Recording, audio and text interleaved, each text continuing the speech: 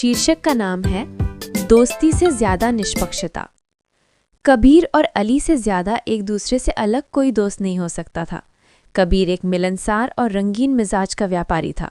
उसके फलते फूलते कारोबार ने उसे कस्बे का सबसे अमीर आदमी बना दिया था।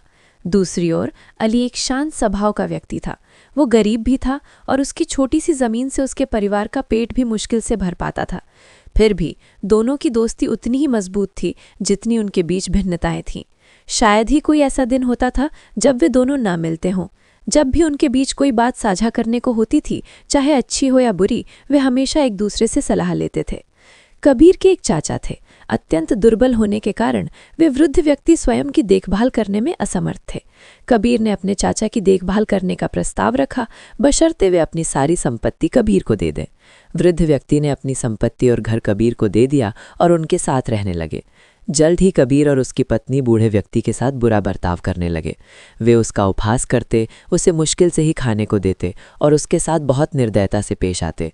ये सब सहन न कर पाने पर बूढ़े व्यक्ति ने कहा, मुझे लगता है कि अगर हम अलग रहें तो हम सब अधिक सुखी रहेंगे। कृपया मैंने जो पैसे आपको दिए थे उन्हें लौटा दीजिए। मैं अपने लिए एक नया घर ढूंढ लूँगा। कौन सा पैसा? कबीर ने पलटकर पूछा। आपने हमें जो भी पैसा दिया था वो सब आपकी दवाइयों, कपड़ों और खाने पर खर्च हो चुका है। अब आपको देने के लिए कुछ बचा ही नहीं है। बूढ़े आदमी को पता था कि कबीर झूठ बोल रहा है। वो गुस्से में चिल्लाया, कबीर, अगर तुमने मेरा पैसा वापस नहीं किया तो मुझे नगर परिषद में शिकायत करनी पड़ेगी। नगर परिषद से कबीर नहीं डरता था। ऐसा कोई व्यक्ति नहीं था जिसकी उसने मदद न की हो और नगरवासी पैसे की ज़रूरत पड़ने पर उसी के पास आते थे। कबीर को पूरा विश्वास था कि नगर परिषद उसके चाचा के बजाय उसका पक्ष लेगी। बूढ़े चाचा ने अपना पक्ष रखने के लिए नगर परिषद के सदस्यों से संपर्क किया। उन्होंने कहा, नगर परिषद के नियमों के अनुसार न्यायाधीश का चुनाव आपको ही करना होगा। आपको ही ये तय करना होगा कि आपके मामले की सुनवाई कौन करेगा। बूढ़ा आदमी अपने मामले की सुनवाई करने के लिए निष्पक्ष और न्यायपूर्ण न्यायाधीश की तलाश में पूरे शहर में घूम गया। आखिरकार वो अली की झोपड़ी में पहुंचा। बूढ़े ने पूछा, क्या आप कृपया मेरे मामले की सुनवाई के दौरान नगर परिषद के न्यायाधीश के रूप में बैठेंगे?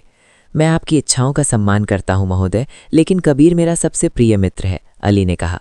क्या तुम्हारी दोस्ती न्याय और निष्पक्षता से बढ़कर है? बूढ़े व्यक्ति ने पूछा। सुनवाई के लिए निर्धारित दिन परिषद के सदस्य और सभी नगरवासी एकत्रित हुए। सदस्यों ने बूढ़े व्यक्ति से पूछा, आपने न्यायाधीश के रूप में किसे नियुक्त करने का निर्णय लिया है? मुझे पता है कि परिषद के कई सदस्य मेरे भतीजे को नापसंद करते हैं। स्वाभाविक रूप से कबीर उन पर भरोसा नहीं करता, लेकिन मुझे ये भी पता है कि वो अपने सबसे अच्छे दोस्त पर भरोसा करता है। मैं अली से इस मामले में न्यायाधीश बनने का अनुरोध करना चाहता हूँ। कबीर को अपनी किस्मत पर यकीन नहीं हो रहा था। वो अपनी मुस्कान मुश्किल से रोक पा रहा था।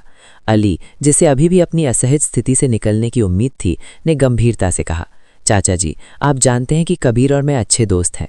कबीर के चाचा ने बीच में ही टोकते हुए कहा, मैं आपकी मित्रता का सम्मान करता हूं, लेकिन एक न्यायाधीश मित्रता और पारिवारिक संबंधों से ऊपर होता है। इसीलिए न्याय की देवी की आंखों पर पट्टी बंधी होती है। मुझे आप पर पूरा भरोसा है और मुझे विश्वास है कि आप भी अपना फैसला सुनाते समय न्याय और निष्पक्षता के अलावा किसी और बात को नज़रअंदाज कर देंगे। अली मान गया और जज की कुर्सी पर बैठ गया।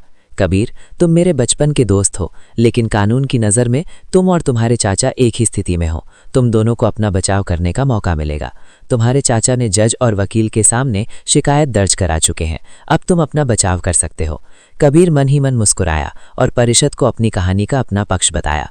फिर अली ने कबीर से पूछताछ शुरू की। कबीर को हैरानी हुई कि प्रश्न सोच समझकर तैयार किए गए थे और हर प्रश्न धीरे धीरे सच्चाई को उजागर करता गया। कबीर को यकीन नहीं हो रहा था कि क्या हो रहा है। अली को क्या हो गया था? क्या वो भूल गया था कि वे दोस्त थे? जैसे जैसे कबीर हर गुजरते पल के साथ और भ्रमित होता जा रहा था, अली ने अपनी आंखें बंद कर लीं। वो भीड़ में उत्सुकता भरी फुसफुसाहट सुन सकता था। हर कोई सांस रोककर उसके फैसले का इंतजार कर रहा था। एक गहरी सांस लेते हुए अली ने कहा, मैंने दोनों पक्षों की बात सुनी है। कबीर के चाचा ने जो वसीयत में धन दिया है वो कबीर के लिए भोजन और दवाइयों पर खर्च करने से कहीं अधिक है। परिषद का ये भी मानना है कि कबीर ने अपने चाचा की संपत्ति प्राप्त करने के बदले उनकी देखभाल करने का वादा किया था। कबीर ने अपना वादा नहीं निभाया है।